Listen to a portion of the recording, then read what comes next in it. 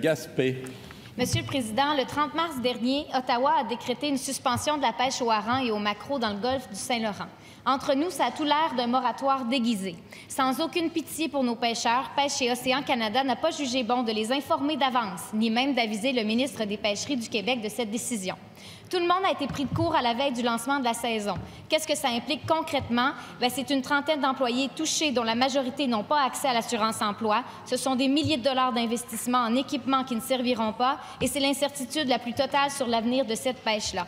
Une fois de plus, le fédéral abandonne les pêcheurs québécois. Du jour au lendemain, on leur coupe leur gagne-pain et on refuse de les compenser.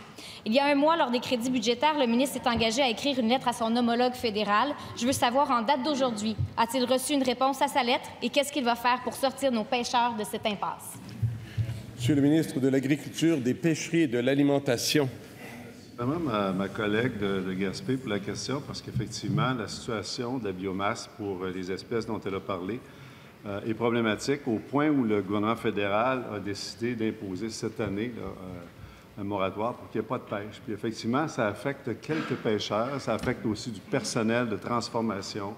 Alors, ce qu'on a fait, et j'ai écrit effectivement récemment à ma collègue ministre fédérale, puis l'objectif dans tout ça, c'est qu'il y a une préoccupation au niveau de la biomasse, mais on s'entend, s'il n'y a plus de biomasse, s'il n'y a plus de pêcheurs, il n'y a plus de transformateurs, il n'y a plus personne.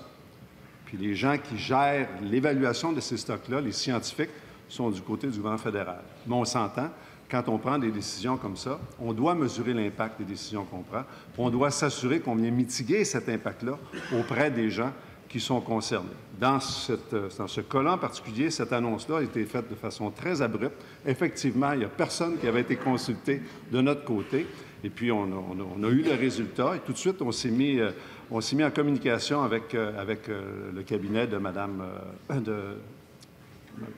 Fraser. Puis avec l'objectif, naturellement, d'avoir une réparation, d'avoir un soutien. Merci, Joël. D'avoir un soutien...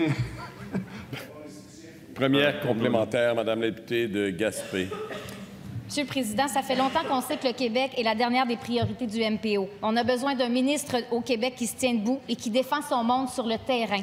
À date, tout ce qu'il a fait, c'est envoyer une lettre à Ottawa. Chez nous, ce qu'on appelle, là, c'est une lettre de curé, Monsieur le Président. Est-ce que ce sera vraiment son seul engagement envers nos pêcheurs? Je le répète, il s'agit de leur gagne-pain à ces gens-là. C'est leur vie, Monsieur le Président. Ministre de l'Agriculture, des Pêcheries et de l'Alimentation. Je comprends que ma collègue veut bénéficier de son temps d'antenne, Monsieur le Président, là. Mais elle connaît ma façon de travailler. Elle sait à quel point je suis sur le terrain, à quel point je suis en contact autant avec les transformateurs, les pêcheurs, mais aussi qu'on est en relation avec le cabinet de la ministre. Et puis, je peux l'assurer qu'on fait toutes les représentations possibles pour faire en sorte qu'il y ait un soutien qui soit accordé aux pêcheurs qui sont touchés, puis aux autres ressources qui sont touchées aussi. Mais on s'entend que c'est une décision qui a été prise rapidement, ce qui est venu un peu de nulle part.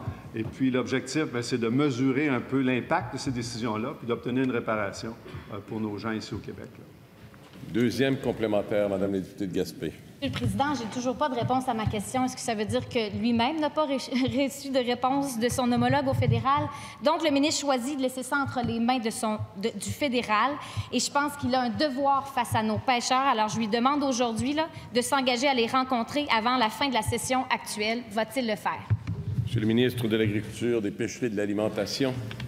Monsieur le Président, je veux vous assurer que s'il y avait eu une résolution de cette situation-là, ça serait su au moment où on se parle. On saurait ça. Alors, je suis content que ma collègue m'apprenne qu'il n'y a pas eu de résolution encore. Ce que je lui réitère, c'est qu'on est en communication avec le bureau de la ministre. Et puis, l'objectif, c'est d'obtenir le soutien adéquat pour les gens qui sont impactés par cette décision-là qui est venue, comme je dis, de nulle part, de la part du gouvernement fédéral.